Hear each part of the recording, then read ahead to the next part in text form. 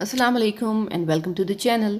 Start करते हैं हमारा आज का topic meiosis from the chapter the cell cycle. What is meiosis? Meiosis और इसकी फेजेस को स्टडी करेंगे। सबसे पहले देखेंगे इसका मीनिंग क्या है। मियोसिस जो है एक ग्रीक वर्ड से निकला है जिसका मतलब है टू मेक स्मॉल, छोटे पीसेस में डिवाइड करना। डेफिनेशन इसकी देखें तो एक ऐसा प्रोसेस जिसमें पेरेंट सेल डिवाइड करके जो है हैप्लॉइड डॉटर सेल्स बना दे।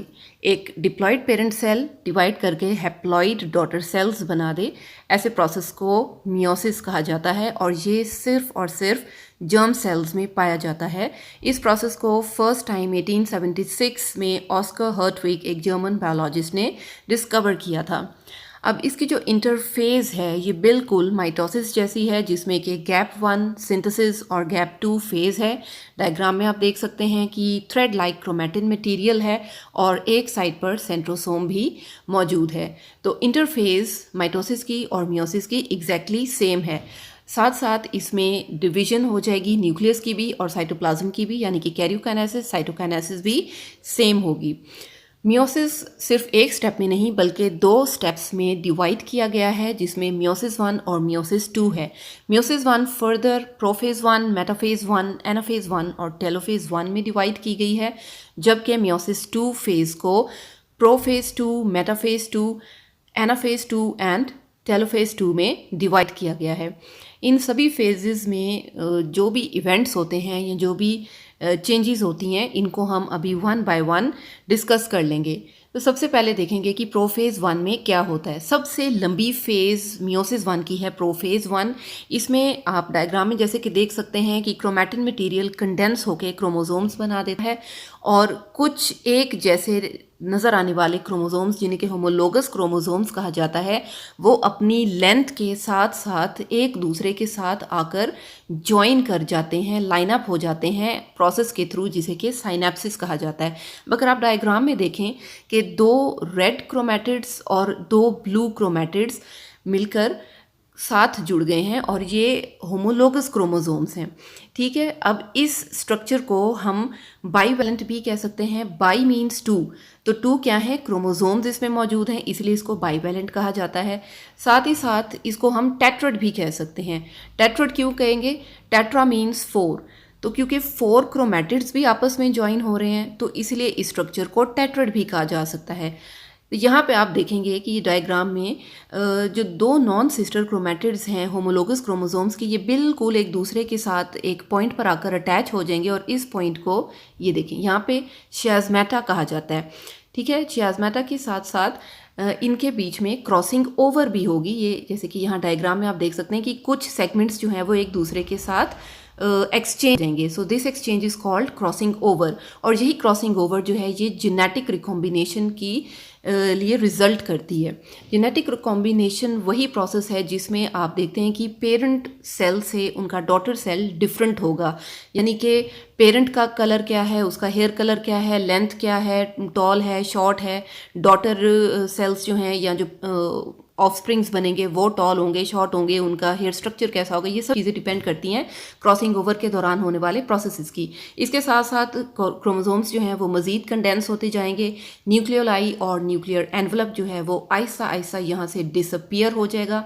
जो काइनेटोकोर स्पिंडल फाइबर्स हैं वो क्रोमोसोम के काइनेटोकोर के साथ अटैच होकर इन्हें एक लाइन में बना देंगे, इकट्ठा कर देंगे। साथ ही स्टार्ट हो जाएगी मेटाफेज स्टेज, जिसमें कि आप देखेंगे कि बिल्कुल ये जैसे कि सेंटर में बिल्कुल इक्वेटोरियल प्लेन के ऊपर ऊपर ये जो होमोलोगस क्रोमोसोम्स का सेट है ये अरेंज हो जाएगा। उसके बाद आ जाएगी जी एनाफेज 1। इसमें क्या है कि जो काइनेटोकोर स्पिंडल फाइबर्स हैं ये साइज में छोटे होते जाएंगे और पीछे की तरफ यानी ऑपोजिट पोल्स की तरफ खींचते जाएंगे। कुछ होमोलोगस क्रोमोसोम्स राइट साइड की तरफ मूव कर जाएंगे और कुछ होमोलोगस क्रोमोसोम्स जो हैं वो लेफ्ट साइड की तरफ मूव कर जाएंगे, और हर जो पोल है वो रिसीव करेगा हाफ नंबर ऑफ क्रोमोसोम्स को।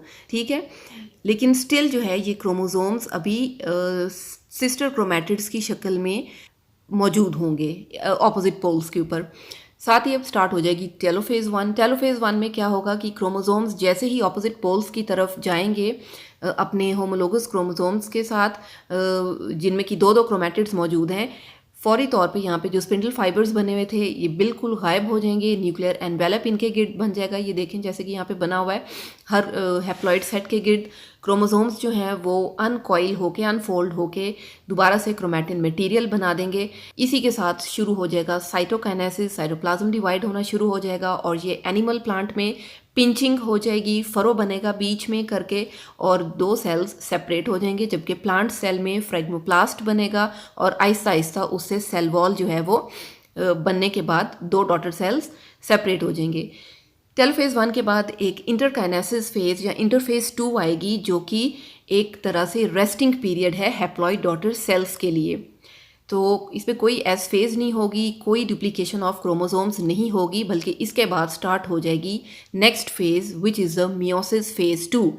ये फेज़ बिल्कुल सिमिलर है माइटोसिस के। वो कैसे कि पू में जो है ये प्रोफेज 1 से तो बहुत छोटी है, इसमें न्यूक्लियोलाई और न्यूक्लियोलर एनवेलप जो है वो डिसअपियर कर जाएगा, क्रोमैटिन कंडेंस होगा, सेंट्रियोल्स जो हैं वो अपोजिट पोल्स की तरफ लेफ्ट राइट मूव कर जाएंगे और इनके मूव करते ही इनमें से स्पिंडल फाइबर्स बनकर बीच में सेल के बीच में आना शुरू हो जाएंगे। मेटाफेज 2 में यही क्रोमोसोम्स जो हैं वो काइनेटोकोर स्पिंडल फाइबर्स के साथ अटैच करके बिल्कुल इक्वेटर पर ये सेंटर में अरेंज हो जाएंगे।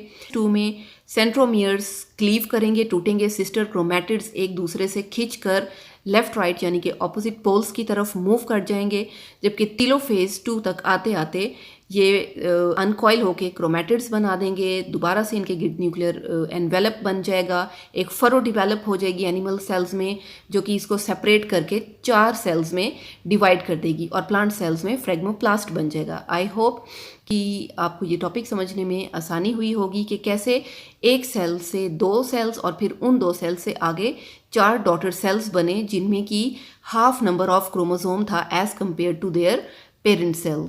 अगर आपको वीडियो पसंद आई तो लाइक का बटन प्रेस कर दें, लाइक करें, शेयर करें और सब्सक्राइब करें। Thank you for watching.